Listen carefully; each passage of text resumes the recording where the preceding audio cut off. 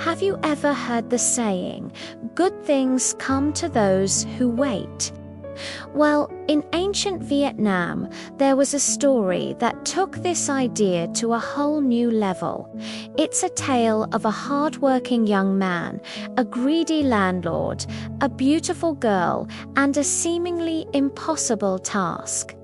This is the legend of the bamboo with 100 nodes. Our story begins with a young man named Coe. He was an orphan, honest and diligent, who worked for a wealthy, cunning landlord. The landlord had a stunningly beautiful daughter, and Coe, like any young man, was completely smitten with her. Seeing this, the landlord hatched a plan. He wasn't about to give his daughter away to a poor farmhand for free, but he saw an opportunity to exploit Coe's feelings. He called Coe to his grand house one day. "Coe," he said with a sly grin, "I've seen how hard you work, and I've noticed how you look at my daughter. I'll make you a deal. Work for me for 3 more years without pay, and I promise you can marry her." Coe's heart soared. 3 years seemed like a small price to pay for a lifetime of happiness with the woman he loved. He readily agreed, not suspecting the landlord's trickery, so Coe worked harder than ever. He toiled from the first light of dawn until the last ray of sun faded from the sky. He tended the fields, cared for the livestock, and did every chore asked of him, all while dreaming of his wedding day. The 3 years flew by, filled with hard labor and hopeful anticipation. On the final day, Coe went to the landlord, his heart pounding with excitement to claim his bride. But the landlord, true to his greedy nature, had no intention of keeping his promise. He had already arranged for his daughter to marry the son of another wealthy man in the village. He needed to get rid of Coe, but he wanted to do it in a way that made him look reasonable. "Ah, Coe, my boy," the landlord exclaimed, feigning surprise. "The 3 years are up already. My, how time flies." "Very well, a promise is a promise. But to marry my daughter, you must first bring me a wedding gift." "It's a simple tradition, really." Coe's spirits lifted. "Anything, sir. What must I bring?" The landlord stroked his chin, a cruel glint in his eye. "I want you to go into the forest and find me a bamboo tree. But not just any bamboo tree. It must have exactly 100 nodes. Go now, find it, and bring it back. My daughter will be waiting." Coe's heart sank. A bamboo tree with 100 nodes. He had spent his entire life around bamboo and had never seen or even heard of such a thing. Bamboo stalks are made of segments or nodes, but they rarely grow to have so many. He knew in that moment that the task was impossible. It was a cruel trick designed to send him away forever. Devastated but still clinging to a sliver of hope, Coe grabbed his axe and headed deep into the forest. He searched for hours, then for days, inspecting every bamboo grove he could find. He looked at tall stalks, short stalks, thick ones, and thin ones. Some had 30 nodes, some had 40, but none came close to 100. Exhausted and heartbroken, he finally collapsed at the foot of a large banyan tree, tears streaming down his face. He had failed. The love of his life would be married to another, and he would be left with nothing. His cries of despair echoed through the quiet forest. Suddenly, a gentle, kind-looking old man with a long white beard and flowing robes appeared before him. It was BT, a benevolent fairy or Buddha who often appeared to help good people in distress. "My child," BT said in a soft voice, "why are you weeping so sorrowfully?" Through his sobs, Koi recounted the entire story: the landlord's promise, his 3 years of hard labor, and the impossible task of finding 100-node bamboo. BT listened patiently, a look of sympathy on his face. When Koi finished, BT smiled kindly. "Do not despair," he said.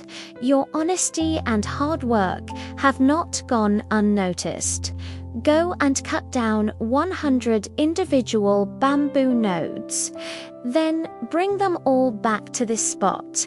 Though confused, Koi felt a renewed sense of hope. He trusted the wise old man and did exactly as he was told. He spent the rest of the day cutting 100 separate bamboo segments and piled them up before BT. "Excellent," said BT. "Now I will teach you 2 magic phrases. When you want to join these pieces together, you must say kick-NHP, kick-NHP, which means join together, join together. And when you want them to separate, you must say kick-zoot, kick-zoot, meaning separate, separate. Remember these words well, with a heart full of gratitude." Koi bowed deeply to BT.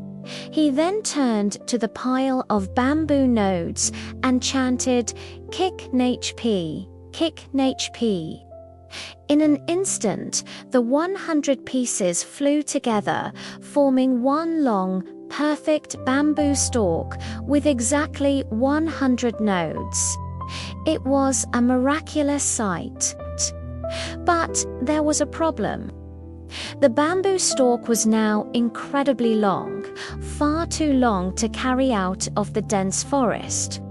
Koi tried to lift it, but it was too unwieldy, getting caught in the trees and vines. He started to panic again, but then he remembered Bat's second magical phrase. "Kick-zoot, kick-zoot," he commanded. Immediately, the long bamboo separated back into 100 individual pieces. Overjoyed, Koi bundled the 100 nodes together, tied them securely, and carried them on his back. He rushed back to the village, arriving just as the wedding procession for the landlord's daughter and the rich man's son was in full swing. The courtyard was filled with guests, music, and extravagant gifts. Koi strode into the middle of the celebration and presented the bundle of bamboo to the landlord. "Sir," he declared, "I have brought your wedding gift. Here are 100 nodes of bamboo, as you requested." The landlord scoffed. He saw only a bundle of short bamboo pieces, Shufal. "I asked for a single bamboo tree with 100 nodes, not a pile of firewood. You have failed. Now get out of here before I have you thrown out." A confident smile spread across Koi's face. He calmly untied the bundle, laid the pieces on the ground, and in a loud, clear voice for all the guests to hear, he chanted, "Kick-NHP, kick-NHP." In a flash, the pieces joined together, forming the impossibly long 100-node bamboo stalk right in the middle of the courtyard. The guests gasped in amazement. The music stopped. Everyone stared, dumbfounded at the miracle before them. The landlord's face turned pale with shock and fear. He knew he had been caught in his own lie. Thinking quickly, the greedy landlord tried to salvage the situation. He walked over to the bamboo, pretending to inspect it closely. Yes, very impressive, he muttered, trying to buy time. Let me just make sure all the nodes are here. As he ran his hands over the magical bamboo, Koi saw his chance for justice. He quietly whispered, "Kick HP, kick HP." Instantly, the landlord found himself stuck fast to the bamboo stalk. He cried out in alarm, trying to pull his hands away, but they were fused to the wood. He panicked, hopping and shouting, but he was completely trapped. The wedding guests, who had now realized the landlord's treachery, began to laugh at the ridiculous sight. The landlord begged Koi for mercy. "Please, Koi, let me go. I was wrong. I'll keep my promise. You can marry my daughter. Just please set me free." Koi looked at the beautiful bride, who was now smiling at him, clearly happier with this outcome. He then looked at the pathetic, trapped landlord. He had won. With a final command, he said, "Kick suit, kick suit." The landlord was immediately released, and he scrambled away in shame. The other rich suitor and his family, embarrassed to be associated with such a deceitful man, quickly left the party. The wedding was called off, and so Koi, the honest and hard-working farmhand, finally married the woman he loved, all thanks to a little bit of magic and a lot of integrity.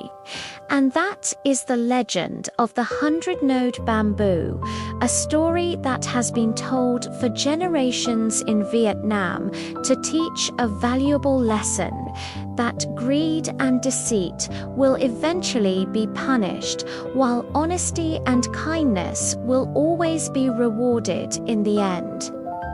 Thank you so much for joining me for this ancient tale. If you enjoyed this story and want to hear more legends from around the world, don't forget to hit that like button and subscribe to the channel. Let us know in the comments which legend you'd like to hear next. Until then, stay curious.